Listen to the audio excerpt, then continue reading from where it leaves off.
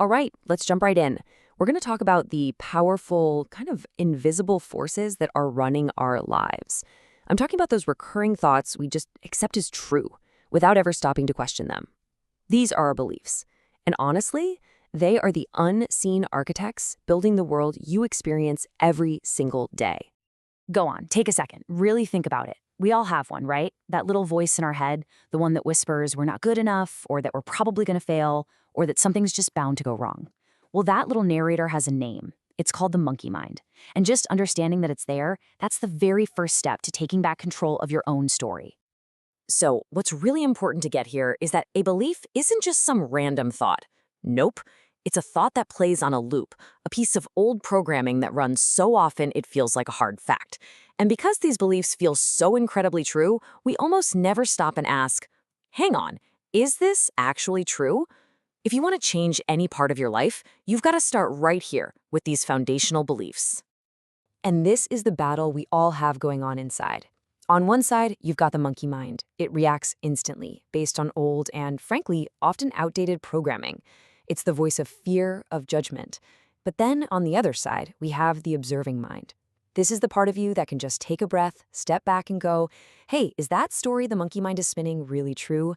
It's this constant tug of war. So you got to ask, where does that old programming even come from in the first place? To really understand this, let's dive into a powerful story about a woman named Gabriela. Her experience is the perfect example of how one single moment, way back in childhood, can create a belief that ends up shaping an entire life. I mean, you can see how this happens, right? It's pretty logical. The event is traumatic, so the belief, all dogs are dangerous, gets formed to protect her from getting hurt again. And in a way, it works. But the consequence? A belief that was designed to keep her safe as a kid is now actively destroying her happiness as an adult. Her programming is outdated.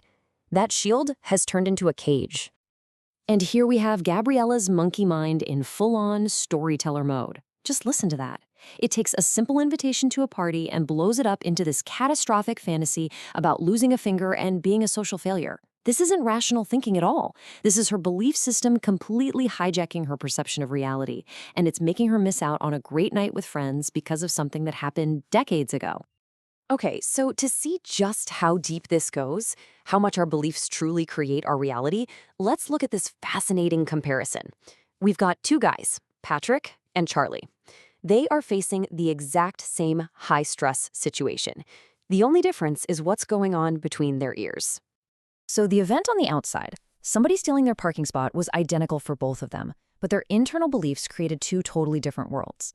Patrick, who had critical parents, has this core belief that he needs everyone's approval and that the world is out to get him. So what does he do? He blames, makes excuses, and totally bombs the meeting. But Charlie, who came from an accepting home, believes in his own worth. He just accepts the situation, takes responsibility, and nails it. Same stimulus, completely opposite outcomes.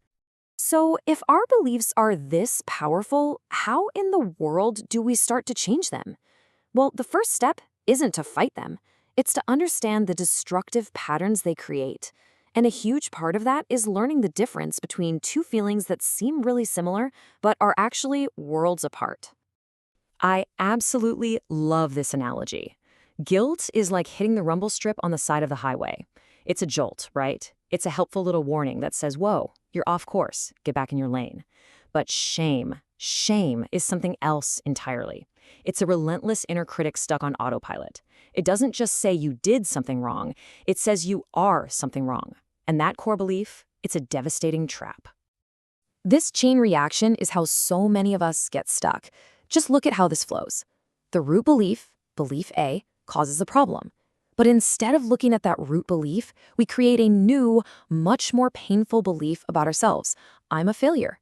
And this new belief creates anxiety, which leads to coping mechanisms like drinking, which then just gives us more proof that we are, in fact, a failure. We get trapped in this loop, always treating the symptom instead of the source. The only way to break that chain is with awareness. And this is that moment of awareness. This is the big breakthrough. Elizabeth realizes her crazy intense reaction to her husband's comment has nothing to do with him or the takeout. She's not even reacting to what's happening in the present. She's reacting to an echo of her critical father's voice from decades ago, a voice she turned into a core belief that says, I'm not good enough. But you know, that powerful moment of awareness isn't the end of the road. It's just the beginning.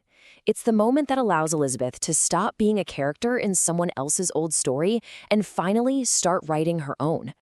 Now, this isn't just, wishful thinking. This is a strategy. Elizabeth is deliberately going into a high-stress situation, a family wedding, armed with new beliefs that she chose on purpose. She is intentionally creating a new lens to see the world through, and she's ready to test it out and create a totally different reality for herself. And here it is, the moment of choice, live in action.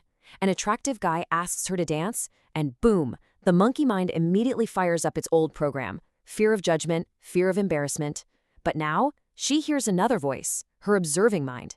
It reminds her of her new mission. And in that one critical moment, she chooses to listen to the new story, which opens her up to a positive connection she would have completely shut down before. And this, right here, is the key takeaway. Elizabeth didn't wait for the world to change to make her feel okay. She didn't need this guy Bruce to prove he was safe before she took a chance. No. She changed the lens through which she viewed the world first, by deciding that her worth was up to her and not anyone else. She literally forged a path to a new and way more fulfilling destination. And that leaves us with one last thing to think about. Take a moment and try to identify that unseen architect in your own life. What's that one recurring thought that you've just always accepted as true? Because simply becoming aware of it, just seeing the architect at work, is the first and most powerful step you can take toward building something entirely new.